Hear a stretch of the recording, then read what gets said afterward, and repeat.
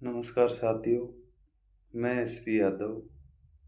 आज हम एक ऐसे चैनल की शुरुआत करने जा रहे हैं जिस पर हमारे वो साथी जो राजस्थान में राजकीय सेवा के कर्मचारी हैं और ऐसे साथी जो प्रतियोगी परीक्षाओं की तैयारी कर रहे हैं, उन सभी साथियों के लिए इस चैनल पे हम बहुत ही महत्वपूर्ण बिंदुओं पर चर्चा करेंगे। और मेरी ये अपेक्षा रहेगी कि इस चैनल के माध्यम से आप लोगों तक जो भी टॉपिक, जो भी जानकारी पहुंचेगी वो प्रामाणिक होगी और आप उसका उपयोग अपनी राजकीय सेवा के दौरान या अपनी प्रतियोगी परीक्षा की तैयारियों में कर सकते हैं। हम इस चैनल पे जो राजकीय सेवा के कर्मचारी हैं उनसे संबंधित जितने भी महत्वपूर्ण बिंदु हैं, जैसे अवकाश नियम हो गए,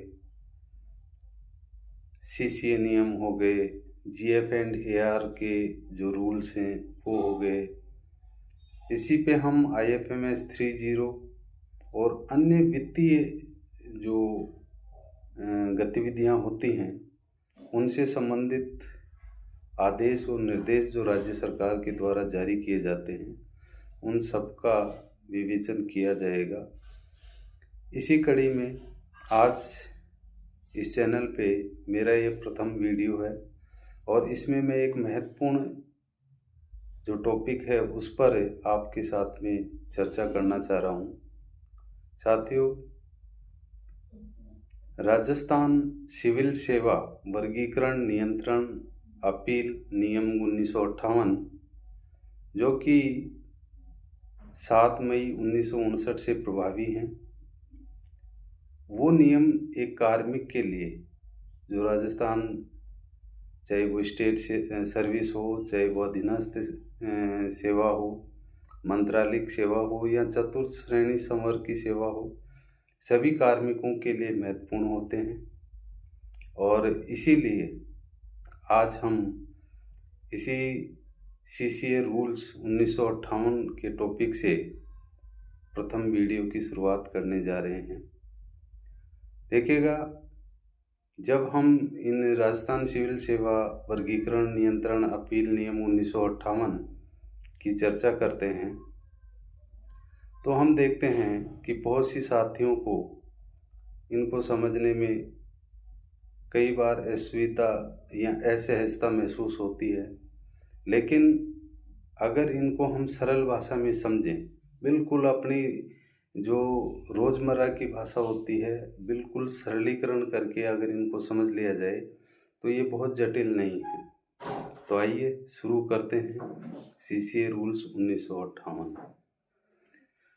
इन नियमों की जब अपन बात करते हैं तो देखिएगा, जो सीसीए रूल्स 1958 है उनका जो प्रथम भाग है वो सामान्य है और उसमें नियम 1 से 5 तक आते हैं। सामान्य नियमों की व्याख्या की गई है। इसका जो दूसरा भाग है उसमें वर्गीकरण किया गया है सेवाओं का, और सेवाओं का वर्गीकरण करते हुए जो राज्य सरकार की सेवाएं हैं उनको 4 भागों में बांटा गया है: राज्य सेवा, अधीनस्थ सेवा, मंत्रालयिक सेवा और चतुर्थ श्रेणी संवर्ग की सेवा।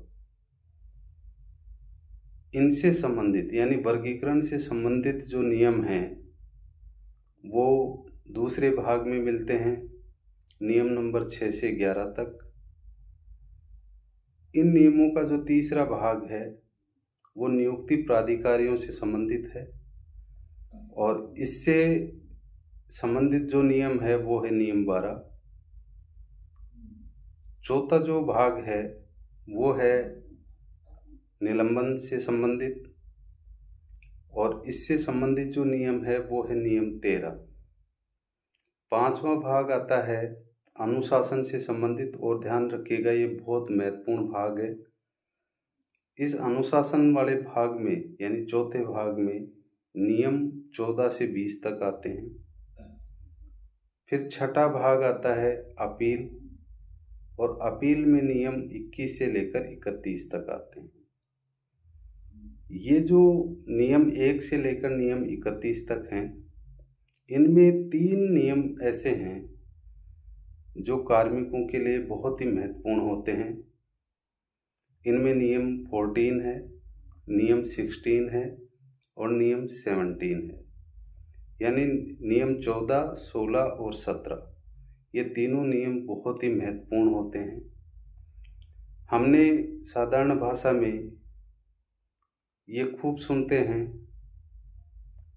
कि 16 CCA की कार्रवाई, 17 CCA की कार्रवाई। देखिएगा, इन्हीं नियमों को CCA रूल्स कहा जाता है, क्योंकि देखिए CCA में C मतलब क्लासिफिकेशन, फिर जो सेकंड C है उसका मतलब कंट्रोल और A का मतलब अपील। तो इसी शॉर्ट फॉर्म में इसको राजस्थान सिविल सेवा वर्गीकरण नियंत्रण अपील नियम 1958 है, इसी को CCA रूल्स कह दिया जाता है। और उसमें ये जो मैंने नियम बताए 6 भागों में, उनमें ये 3 नियम बहुत महत्वपूर्ण होते हैं, नियम 14, नियम 16 और नियम 17। नियम 16, 17 को देखने से पहले या उस पर चर्चा करने से पहले हमें नियम 14 को समझना बहुत ज़रूरी होता है हमारे लिए। वो इसलिए कि नियम 14 में जो कार्मिक होते हैं, राजस्थान सरकार के अधीन जितने भी कार्मिक होते हैं, चाहे वो राज्य सेवा के हों, चाहे अधीनस्थ सेवा के हों या मंत्रालयिक सेवा के हों या चतुर्श्रेणी सेवा के हों, उनके लिए 7 प्रकार की शास्तियों का वर्णन मिलता है। ये 7 प्रकार की शास्ति एक तरह से 7 प्रकार के दंड हैं जो उस कर्मचारी को या उस कर्मचारी पे आरोपित किए जाते हैं, अधिरोपित किए जाते हैं, जिसने आचरण नियम 1971 के किसी आचरण नियम का उल्लंघन किया हो। देखिएगा, राज्य सरकार द्वारा आचरण नियम 1971 भी बनाए गए हैं, 32 नियम हैं, और इन नियमों को बनाते समय राज्य सरकार ने अपने कार्मिकों से ये अपेक्षा की है कि प्रत्येक कार्मिक इन नियमों का पालन करेगा। यदि कोई कार्मिक इन नियमों में से किसी नियम का उल्लंघन करता है, उल्लंघन का दोषी पाया जाता है, तो फिर उसके विरुद्ध विभागीय कार्यवाही होती है, और विभागीय कार्यवाही के परिणाम स्वरूप अभी जो मैंने नियम 14 में 7 प्रकार की शास्तियाँ बताई, इनमें कोई ना कोई शास्ति संबंधित कार्मिक पर अधिरोपित की जाती है। इन 7 शास्तियों को 2 भागों में बांटा गया है। प्रथम 3 शास्तियों को लघु शास्ति कहा जाता है, और अंतिम जो 4 शास्तियाँ होती हैं उनको दीर्घ शास्ति कहा जाता है। पहले एक एक करके हम इन 7 शास्तियों या 7 प्रकार के जो दंड नियम 14 में वर्णित हैं उनकी चर्चा कर लेते हैं। यदि किसी कार्मिक के विरुद्ध 17 CCA की कार्रवाई होती है और कार्मिक दोषी पाया जाता है, तो जो अनुशासनिक अधिकारी होता है उसको इन प्रथम 3 शास्तियों में से, जिनको हम लघु शास्ति कहते हैं, वो आरोपित करने या उनका दंड देने का अधिकार होता है। इन 7 शास्तियों में जो अंतिम 4 शास्ति हैं वो आरोपित की जाती हैं उस कार्मिक के विरुद्ध जिसके विरुद्ध 16 CCA की कार्यवाही होती है। तो बिल्कुल स्पष्ट है, 7 शास्तियों में जो प्रथम 3 लघु शास्तियाँ हैं वो 17 CCA की कार्यवाही के बाद में अधिरोपित की जाती हैं अनुशासनिक अधिकारी द्वारा, और जो अंतिम 4 शास्तियाँ हैं वो 16 CCA की कार्यवाही में जो कार्मिक दोषी पाया जाता है उसको उसके लिए उसके ऊपर अधिरोपित होती हैं। इन 7 शास्तियों में सबसे प्रथम जो शास्ति है, जो लघु शास्ति है, उसको कहते हैं परिनिंदा। यदि कोई कार्मिक 17 CCA की कार्रवाई के बाद दोषी पाया जाता है तो जो अनुशासनिक अधिकारी होता है उसके द्वारा उस कार्मिक द्वारा किस स्तर का आचरण नियम का उल्लंघन हुआ है उसके आधार पे लघु शास्ति आरोपित की जाती है। यदि अनुशासनिक अधिकारी द्वारा परिनिंदा का किसी कार्मिक को दंड दिया जाता है या परिनिंदा वाली जो लघु शास्ति है उसका कार्मिक पे आरोपित की जाती है तो इसके लिए कार्मिक पे 2 प्रभाव होते हैं। पहला ये, जिस कार्मिक को परिनिंदा का दंड मिलता है यदि उसकी ACP आने वाले समय में लगने वाली है तो उसकी ACP की जो ड्यू डेट होती है वो 1 वर्ष आगे खिसक जाती है। और यदि कार्मिक कुछ समय पश्चात पदोन्नत होने वाला है तो उसकी जो DPC ईयर है उसका वो 1 वर्ष आगे खिसक जाता है। अब हम इसको उदाहरण से यूँ समझ सकते हैं, देखिएगा किसी कार्मिक को अनुशासनिक अधिकारी द्वारा 1 बार परिनिंदा का दंड दिया गया है या परिनिंदा की जो लघु शास्ति है वो कार्मिक पे आरोपित की गई है तो मान लीजिए उस कार्मिक को ACP 1/7/2024 को लगने वाली थी तो अब वो 1/7/24 को नहीं लग के 1/7/25 को लगेगी। यानी उसका जो ACP है, ACP की ड्यू डेट है वो 1 साल आगे खिसक जाएगी।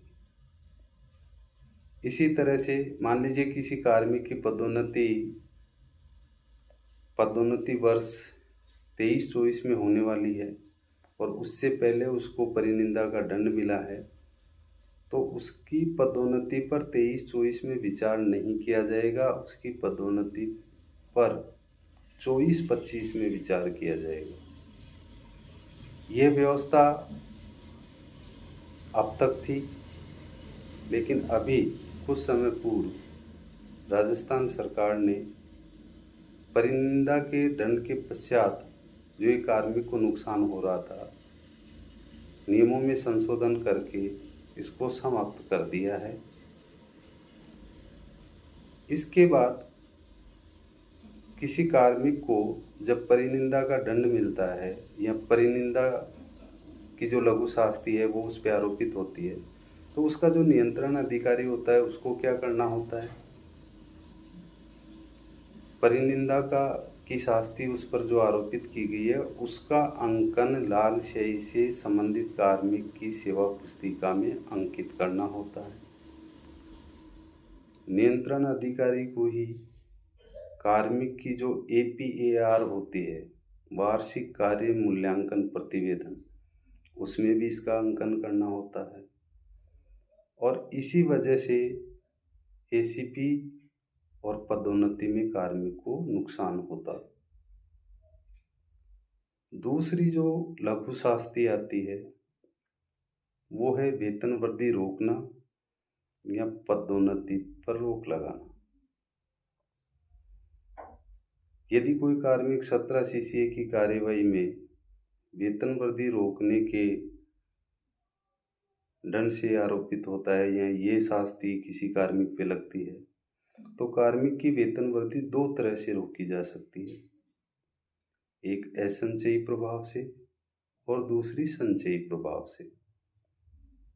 मान लीजिए किसी कार्मिक को अनुशासनिक अधिकारी द्वारा असंचयी प्रभाव से 1 वेतन वृद्धि रोकी गई किसी कार्मिक की, तो उसका क्या प्रभाव पड़ेगा, कार्मिक को 1 वेतन वृद्धि का नुकसान होगा। इसको उदाहरण से अपन समझना चाहें तो कार्मिक की वेतन वृद्धि लगती है 1 जुलाई को। मान लीजिए किसी कार्मिक को अप्रैल में एक वेतन वृद्धि असंचयी प्रभाव से रोकने की शास्ति कार्मिक पर आरोपित हुई या उसको दंड मिला, तो 1 जुलाई 2024 को जो कार्मिक की इस इंक्रीमेंट लगने वाला है, वार्षिक वेतन वृद्धि लगने वाली है, वो नहीं लगेगी। वो वार्षिक वेतन वृद्धि उसको 2025 में मिलेगी। यानी 2025 1 जुलाई 2025 को कार्मिक के एक साथ 2 वेतन वृद्धियाँ लगेंगी, तो उसको 1 वर्ष का आर्थिक नुकसान होगा। अब जब नियंत्रण अधिकारी इसको सेवा पुस्तिका में कार्मिक के वार्षिक वेतन वृद्धि लगाएगा तो वो क्या करेगा? नियंत्रण अधिकारी उस कार्मिक की जो सेवा पुस्तिका है उसमें वार्षिक वेतन वृद्धि लगाते समय वही मूल वेतन रखेगा जो उसका अप्रैल में था, और उसके आगे उसके बराबर में ये स्पष्ट रूप से लिखेगा कि असंचयी प्रभाव से वेतन वृद्धि रोकी गई। फिर उसके नेक्स्ट ईयर उसको 2 वेतन वृद्धि एक साथ मिल जाएंगी। ये तो होता है असंचयी प्रभाव से वेतन वृद्धि रोकी जाती है, उसका प्रभाव। अब संचयी प्रभाव से यदि किसी कार्मिक की वेतन वृद्धि रोकी जाती है तो उसका प्रभाव ये होता है कि जितनी वेतन वृद्धि रोकने का दंडादेश अनुशासनिक अधिकारी द्वारा संचयी प्रभाव से रोकने का आदेश किया जाता है, उतनी वेतन वृद्धि उस कार्मिक को जो उसकी भविष्य में सेवा शेष बची हुई है उसमें नहीं मिलती। मान लीजिए किसी कार्मिक की 1 वेतन वृद्धि, 2 वेतन वृद्धि या 3 वेतन वृद्धि संचयी प्रभाव से रोकने का दंडादेश किसी कार्मिक को मिला है, तो उसको उतनी ही वेतन वृद्धि उसकी शेष सेवा से कम हो जाएंगी। यानी उनका लाभ उनको भविष्य में जो शेष सेवा है उसमें नहीं मिलेगा। इसको हम यूँ समझ सकते हैं कि अप्रैल के महीने में या मई के महीने में किसी कार्मिक के विरुद्ध ये दंडादेश पारित हुआ कि किसी कार्मिक को 2 वेतन वृद्धि या 1 वेतन वृद्धि संचयी प्रभाव से रोकी जाएंगी, तो नियंत्रण अधिकारी है उस कार्मिक का, वो जब जुलाई 24 में इंक्रीमेंट लगाएगा तो उसका पहले वाला जो मूल वेतन है वो ही मूल वेतन रखेगा। उसके आगे स्पष्ट लिखेगा कि संचयी प्रभाव से 1 वर्ष या 2 वर्ष की वेतन वृद्धि रोकी गई। फिर उसके आगे 2025 में अगर 2 वेतन वृद्धि रोकी गई है तो 25 में भी यूं ही लिखा जाएगा, और फिर 26 में जाकर के 1 जुलाई 26 को उसको वेतन वृद्धि मिलेगी। यानी बीच में 2 का दंड मिला है तो 2 वेतन वृद्धियाँ उसकी सदैव के लिए उसको नहीं मिलेंगी। तो संचयी प्रभाव से वेतन वृद्धि रोकने का दंडादेश किसी कार्मिक के विरुद्ध पारित होता है तो वो अधिक नुकसानदायक होता है बजाय असंचयी प्रभाव से वेतन वृद्धि रोकने की। और इसी तरह का प्रभाव पदोन्नति पे भी पड़ता है। अगर पदोन्नति भी रोकने का दंडादेश पारित होता है तो जितने वर्ष के लिए पदोन्नति रोकने का दंडादेश पारित होता है उस कार्मिक की पदोन्नति उतने ही वर्ष आगे बढ़ जाती है। ये दूसरी लघु शास्ति है। तीसरी लघु शास्ति है वसूली करना। यदि किसी कार्मिक ने ऐसा कृत्य किया है या इस तरह से किसी आचरण नियम का उल्लंघन किया है कि उससे राज्य सरकार को हानि हो रही है, आर्थिक नुकसान हो रहा है, तो जो अनुशासनिक अधिकारी होता है वो उस कार्मिक को आर्थिक दंड भी दे सकता है। वो ही निर्धारित करता है कितना आर्थिक दंड दिया जाएगा, और जितना आर्थिक दंड उस कार्मिक को मिलेगा वो दंड की जो राशि है वो उस कार्मिक के वेतन से वसूली जाएगी। अब ऐसी भी स्थिति हो सकती है कि कार्मिक की सेवानिवृत्ति में 1 महीना ही बचा है और जो अनुशासनिक अधिकारी है उसने उस कार्मिक के लिए आर्थिक वसूली की राशि इतनी निर्धारित कर दी कि वो उस कार्मिक की एक वेतन से, एक महीने की सैलरी से पूरी नहीं हो रही है, तो उस कार्मिक का जो पेंशन फंड होता है उससे शेष राशि की वसूली की जा सकती है। ये है तीसरी लघु शास्ति। तो ये जो तीनों लघु शास्तियाँ हैं, परिनिंदा, वेतन वृद्धि या पदोन्नति को रोकना और वसूली करना, ये उन कार्मिकों को मिलती हैं या उन कार्मिकों पर इम्पोज की जाती हैं जिनके विरुद्ध 17 CCA की कार्रवाई होती है और कार्रवाई के पश्चात कार्मिक दोषी पाया जाता है। अब जो शेष 4 शास्तियाँ बच गई, इनमें चौथी आती है कार्मिक को पदोन्नत कर देना, यानी कार्मिक का डिमोशन कर देना। 5वीं है कार्मिक को आनुपातिक पेंशन देकर कंपल्सरी रिटायरमेंट दे देना। 6ठी है कार्मिक को राज्य सेवा से हटा देना। और 7वीं है कार्मिक को राज्य सेवा से पदच्युत कर देना। ये चारों दीर्घ शास्तियाँ हैं और ये उस कार्मिक पे आरोपित की जाती हैं या उस पर अधिरोपित की जाती हैं जो कार्मिक 16 CCA की कार्रवाई के बाद दोषी पाया जाता है। अब इनमें से कौन सी दीर्घ शास्ति उस पर आरोपित की जाएगी, इसका निर्णय जो अनुशासनिक अधिकारी होता है वो करता है। और ये चारों ही नुकसानदायक हैं। इसमें जो 6ठी शास्ति है, कार्मिक को राज्य सेवा से हटा देना, इसमें यदि कोई कार्मिक राज्य सेवा से हटा दिया जाता है और उसको माननीय न्यायालय के द्वारा रिलीफ मिलती है या माननीय न्यायालय से फैसला उसके पक्ष में आता है, तो कार्मिक को पुनः सेवा में ले लिया जाता है। लेकिन जो अंतिम 7वीं दीर्घ शास्ति है, उसका यदि किसी कार्मिक को दंड मिला है या वो दीर्घ शास्ति कार्मिक पर आरोपित हुई है, अधिरोपित की गई है, तो फिर कार्मिक वापस सेवा में नहीं आ सकता। ये दोनों दीर्घ शास्तियों में अंतर है, 6ठी और 7वीं में। इसके बाद अब हम बात करते हैं प्राथमिक जांच की। देखिएगा, जैसा कि मैंने पहले कहा कि प्रत्येक कार्मिक से ये अपेक्षा की जाती है कि वो आचरण नियमों का पूर्णतः पालन करेगा।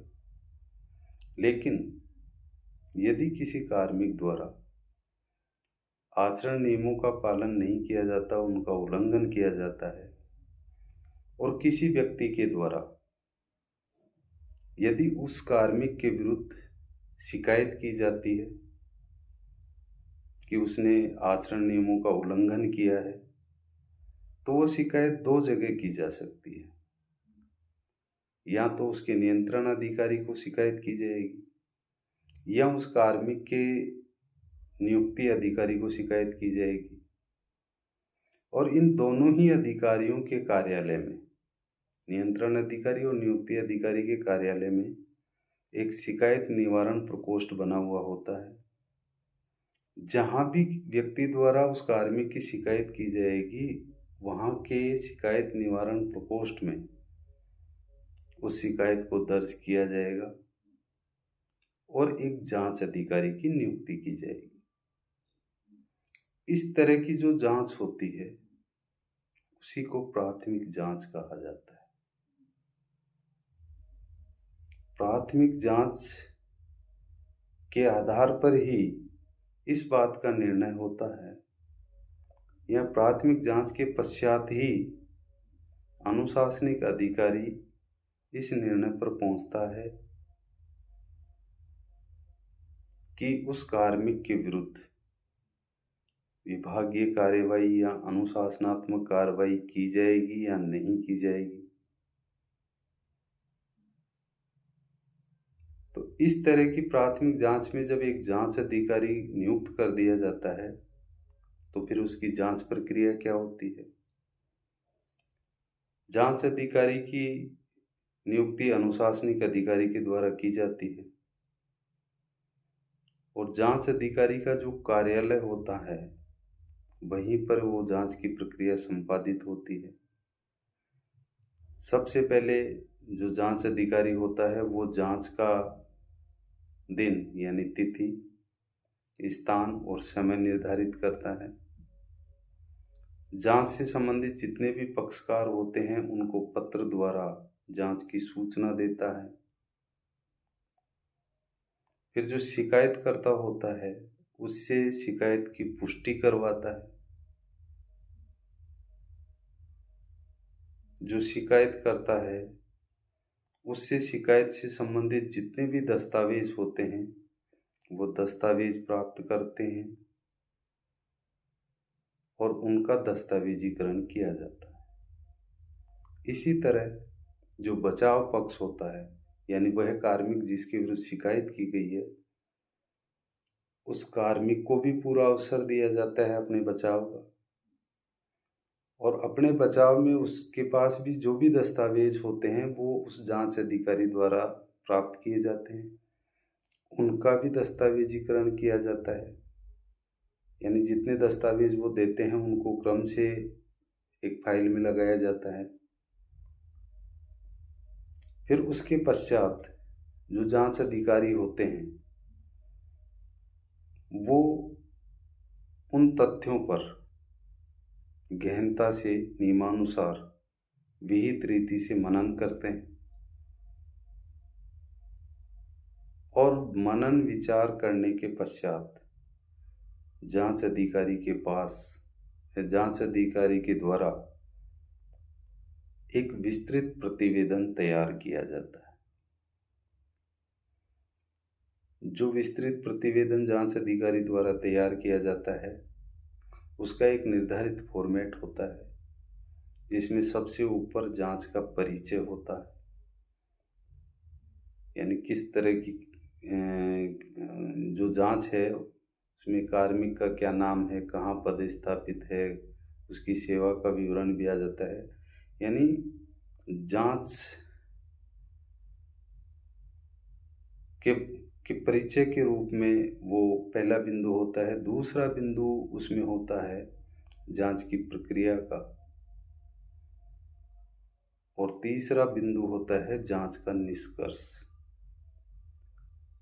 जो प्राथमिक जांच होती है उस प्राथमिक जांच में जो जांच अधिकारी होता है उसको निष्कर्ष के रूप में स्पष्टतः ये लिखना होता है कि कार्मिक के विरुद्ध जो शिकायत की गई है वो प्रामाणिक है या नहीं है। यदि कार्मिक की जो शिकायत की गई है वो प्रामाणिक नहीं है, ये जांच अधिकारी द्वारा लिखा जाता है,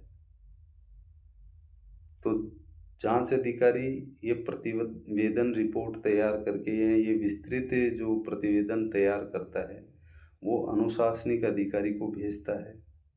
अनुशासनिक अधिकारी इस प्रतिवेदन को गहराई से इसकी जांच करते हैं, देखते हैं, मनन करते हैं, पढ़ते हैं, और उस स्थिति में जो अनुशासनिक अधिकारी होते हैं उनके पास दो ही मार्ग होते हैं, या तो कार्मिक दोषी होगा या कार्मिक को दोष मुक्त करार दिया जाएगा।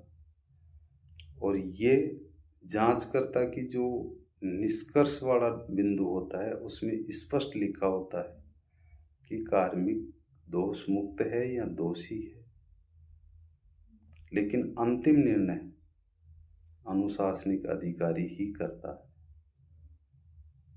यदि अनुशासनिक अधिकारी ये समझता है प्राथमिक जांच के पश्चात कि कार्मिक का कोई दोष नहीं है, वो दोष मुक्त है,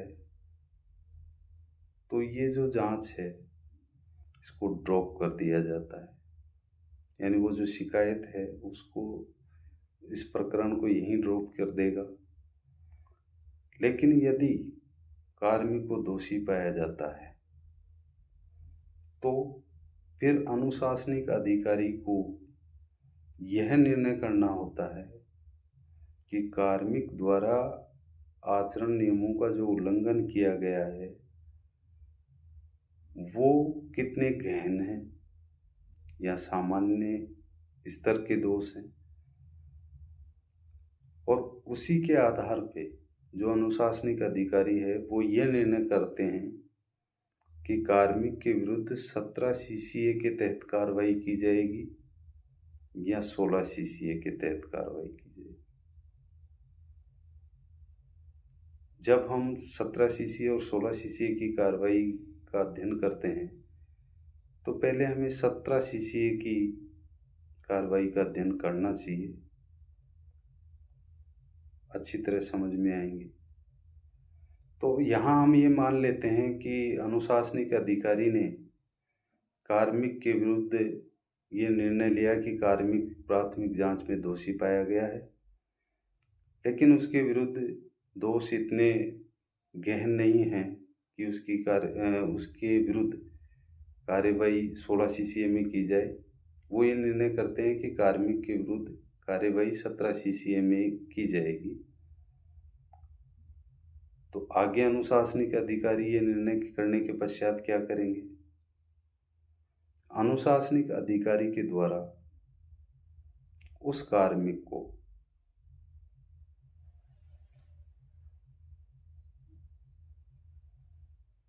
सत्रह सीसीए में चार्जशीट जारी की जाएगी। ये चार्जशीट थ्रू चैनल उस कार्मिक को तामील करवाई जाएगी, यानी उससे रिसीव्ड ली जाएगी और फिर वो रिसीव्ड थ्रू चैनल वापस उस अनुशासनिक अधिकारी तक पहुंचेगी। चार्जशीट में 3 चीजें होती हैं।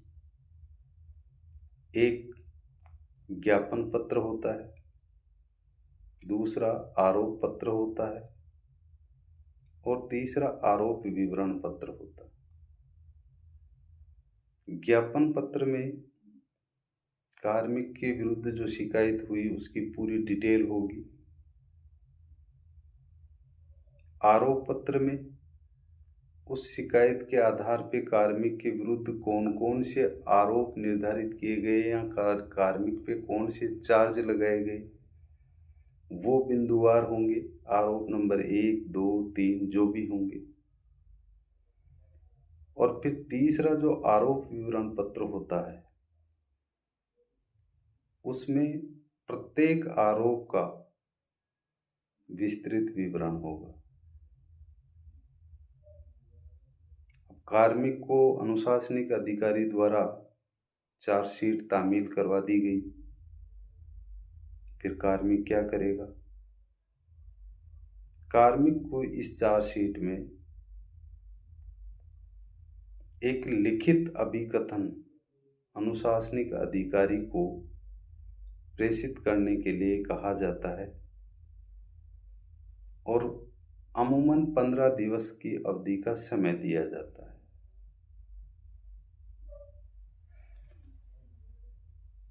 यदि वो कार्मिक ये समझे कि अवधि कम है तो वो एक प्रार्थना पत्र अनुसार